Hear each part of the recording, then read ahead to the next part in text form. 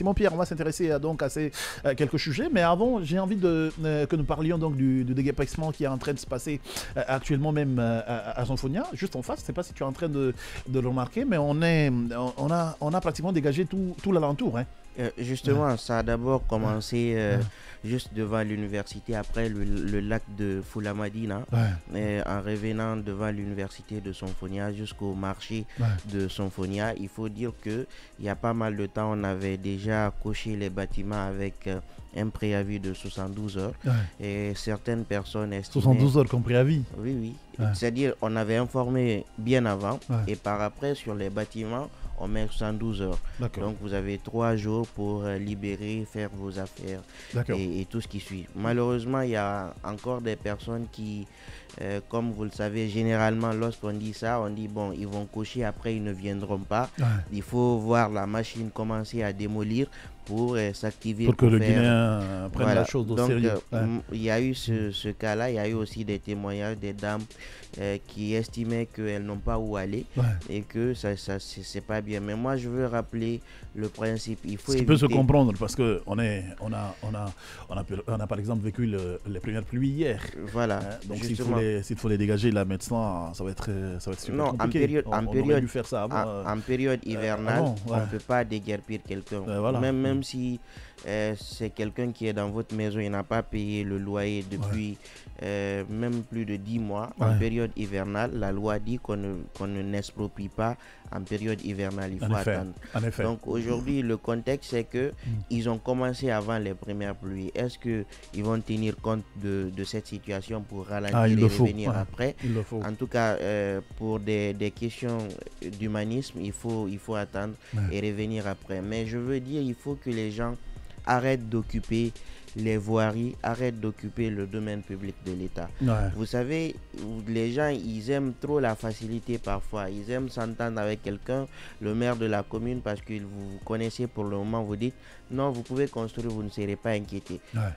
Le domaine public de l'État et où si vous devez être inquiété, ça ne sera pas pour maintenant. Voilà, ça ne sera pas pour maintenant. Alors que le domaine public de l'État est imprescriptible. C'est-à-dire que même si on vous vend, ce n'est pas pour vous. L'État va venir. On ne peut pas vendre le domaine public. Il faut l'État, même l'État en le faisant, il doit le procéder au déclassement, l'amener dans le domaine privé pour pouvoir le revendre. Mais si c'est dans le domaine public, tu ne peux pas. Alors les gens aujourd'hui, en raison de certaines affinités, en raison de certains rapports, se permettent quand même de généralement occuper ces espaces-là, parfois construire pas seulement des hangars, mais des bâtiments en béton, en ciment, et parfois on est obligé de casser. Et je veux les inviter simplement à prochainement, avant de construire, prenez tous les documents, renseignez-vous.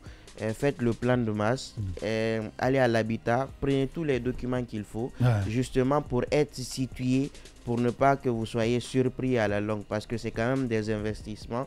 Il y a d'autres aujourd'hui, il y a des enfants qui sont là-bas, qui vont à l'école.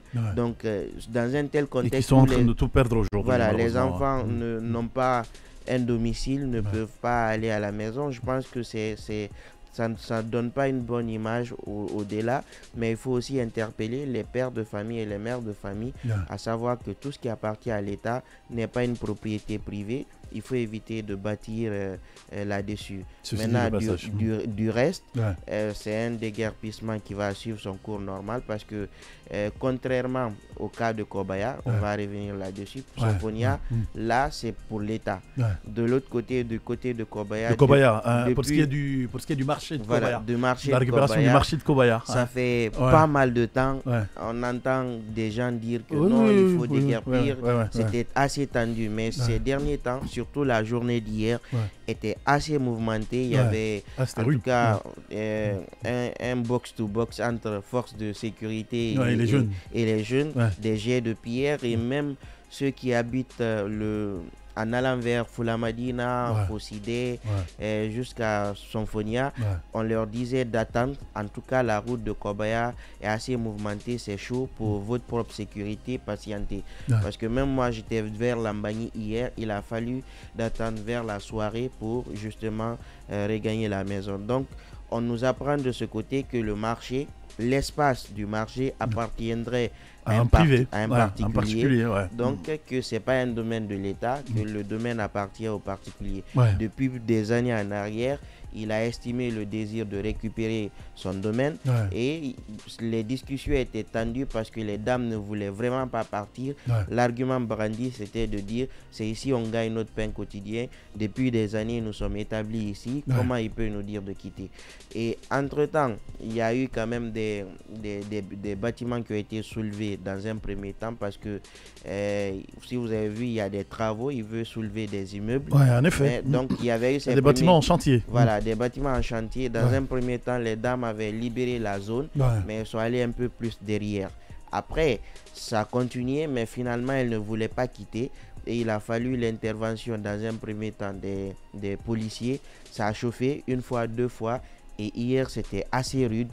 Et peut-être qu'on va avoir la suite. Est-ce que, effectivement... Après, comment comprendre tout ça? Vous venez vous installer sur un domaine privé. On vous demande de quitter, même si vous avez fait plusieurs années là-dessus. La norme voudrait que vous quittiez. Justement, vous savez, en matière... bon, en fait, dis-moi d'abord. En matière de foncière, il y a quand même un délai de prescription. Si par exemple vous avez une parcelle, vous faites 30 ans, vous ne faites aucune réalisation, vous ne vous présentez pas, vous pouvez perdre la propriété. Ça, c'est ce que la loi dit. Et comme ça, elle revient à qui cette propriété? À l'État ou à des particuliers aussi? À l'État. Voilà. Maintenant, dans ce contexte, je ne pense pas que le principe de la trentenaire était arrivé dans son cas. Non. Mais le problème, c'est que moi, ce que je ne comprends pas, c'était un marché. L'État percevait quand même des taxes. Alors que la propriété même n'appartient pas à l'État. Si par exemple, c'est l'État qui avait dit ici on érige, on fait un marché et que les gens sont établis là-bas, vous percevez des taxes, on aurait pu comprendre. Mais c'est pas pour l'État, les communes continuent à percevoir des taxes dans les marchés et que le marché, même la terre, appartient à un particulier. Donc moi, à l'espèce... En tout cas, selon les informations. Selon nos informations pour le moment. Et à l'espèce, les dames ou tous ceux qui revendent là-bas, si c'est pas pour toi, franchement, il faut quitter. Il n'y a pas d'excuse valable pour ça. La propriété, le bien, quand on dit bien, il y a l'usus, l'abusus, le fructus. Donc, c'est le propriétaire qui a tous les droits là-dessus. Donc, eux, ce qu'ils avaient, ils étaient en train d'utiliser la partie pour revendre. Mais la propriété même ne leur appartient pas. Donc, raison de plus pour interpeller tout simplement aux dames de trouver un autre endroit et de quitter parce que c'est pas pour l'État et c'est pas pour elles.